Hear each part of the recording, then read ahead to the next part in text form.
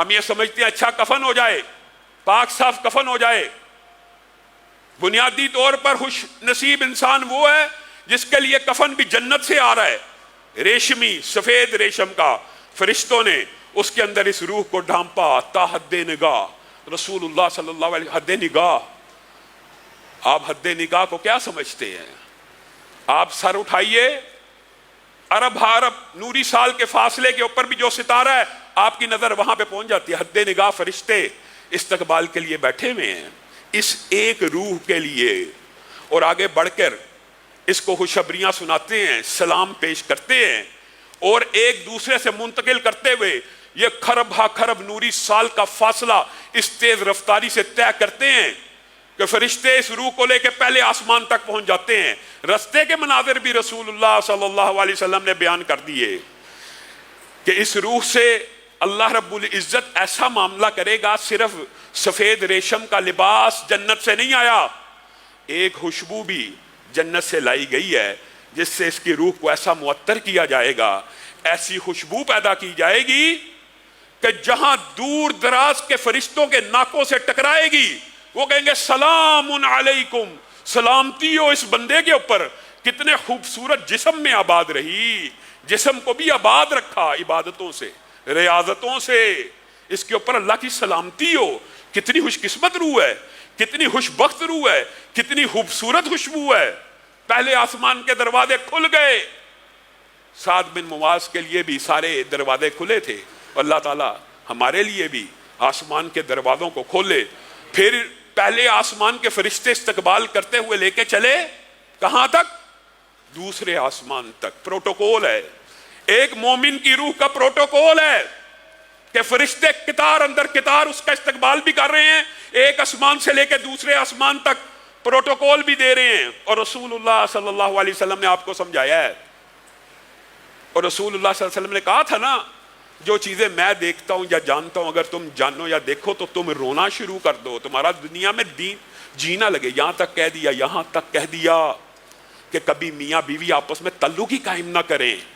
آگے کیا کیا مناظر پیش آنے ہیں، کیا کیا مشکلات اور کیا کیا آسانیاں اگر تمہیں پتہ چل جائے تو تم ہر وقت یا ان نعمتوں کے حصول کے لیے ریاضتوں میں پڑے رہو یا ان عذابوں سے بچنے کے غم اور دکھ اور خوف میں مبتلا رہو، کوئی خوشی انجوائے نہ کر سکو۔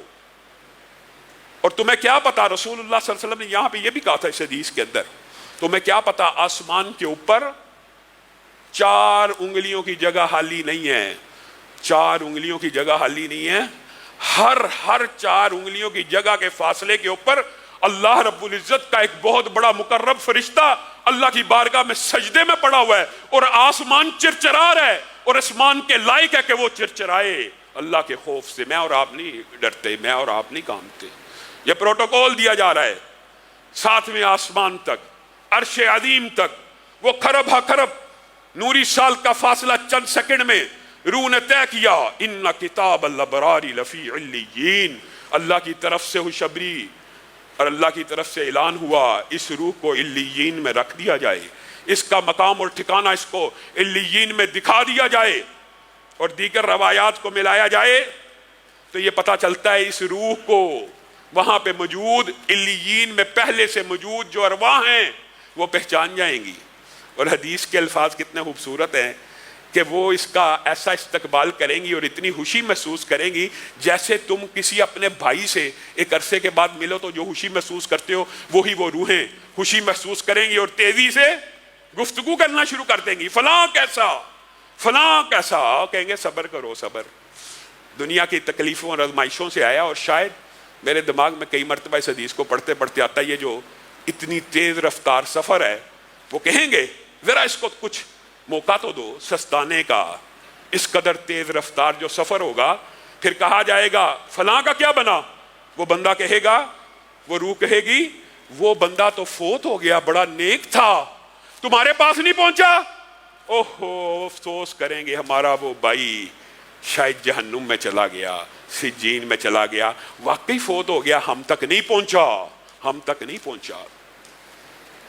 پھر جب علیین میں درج کیا جائے گا دوبارہ برزخ کی ہی زندگی کے اندر یہ عجیب مغالطہ جی، یہ جی حدیث میں آیا جی دوبارہ روح کو جسم میں ڈالا جائے گا جی دنیاوی زندگی. یہ سارے معاملات برزخی کے اندر ہے جو پہلے آپ کے سامنے بات رکھی ہے. کیا کیسے دوبارہ دنیا میں بھیجا جائے گا؟ وہاں سے روح کو آپ جنازے کو تیار کر رہے ہوں گے، حدیث کے الفاظ ہیں. اور یہ زندگی برزخ کی کیوں ہے، دنیا کی کیوں نہیں ہے؟ حدیثیں اتنی واضح ہیں، یہ بھی بخاری شریف کی حدیث ہے کہ جس وقت آپ چارپائی کو اٹھا لیتے ہیں، چارپائی کو اٹھا لیا آپ نے، میں نے، سب نے دیکھا ہوا منظر جس وقت. اور یہ ہمارا یقین، ایمان، عقیدے کا مسئلہ ہے. ہمیں اس حدیث کے اوپر یقین ہے. انکار حدیث والوں کو نہ ہو، برزخ کی زندگی کا انکار کرنے والوں کو نہ ہو، عذاب قبر کے منکروں کو نہ ہو. رسول اللہ صلی اللہ علیہ وسلم نے کہا جس وقت تم چارپائی کو اٹھاتے ہو جو بندہ نیک ہوتا ہے وہ کیا کہہ رہا ہوتا ہے؟ قدمونی قدمونی. آپ بتائیے آپ میں سے آج تک کسی نے یہ الفاظ سنے ہیں؟ یہ جو ایک صوفیوں کا فلسفہ عجیب ہے، ایک نے کلی انکار کر دیا عذاب قبر اور برزخ کا، اور ایک نے کلی طور پہ برزخ کو دنیا سے بھی آگے پہنچا دیا. یہ واپس آ جاتے ہیں جی دنیا میں ہی ہوتے ہیں، دنیاوی زندگی گزارے ہوتے ہیں. اس کے دلائل آپ کے سامنے پہلے بھی رکھ چکا. اگر دنیاوی زندگی میں ہو تو شہید کی جو بیوہ ہے وہ شادی نہ کرے. یہاں پہ جب وہ دنیا میں آیا ہے وہ قدمونی کہہ رہا ہے، آپ اور میں سن رہے ہیں، اس کا مطلب کیا ہے؟ وہ برزخ ہی میں رہا ہے. لیکن اللہ کی قسم ہمارا ایمان اور عقیدہ وہ کہہ رہا ہے قدمونی، تیز چلو، جلدی کرو، مجھے میرے ٹھکانے تک پہنچا دو، جلدی کرو. اور اگر خدا نہ خواستہ برا ہوگا تو کیا کہے گا؟ یا ویلہا. اور کتھے لے چلے ہو؟ ایگزیکٹ ترجمہ یہ، کدھر لے کے جا رہے ہو؟ اور رک جاؤ، ہو ذرا صبر کرو اور رک جاؤ. یہ وہ لمحات ہیں کہ نیک آدمی کو وہاں سے بھی خوشخبریاں مل رہی ہیں اور یہاں سے بھی خوشخبریاں مل رہی ہیں. اور یہ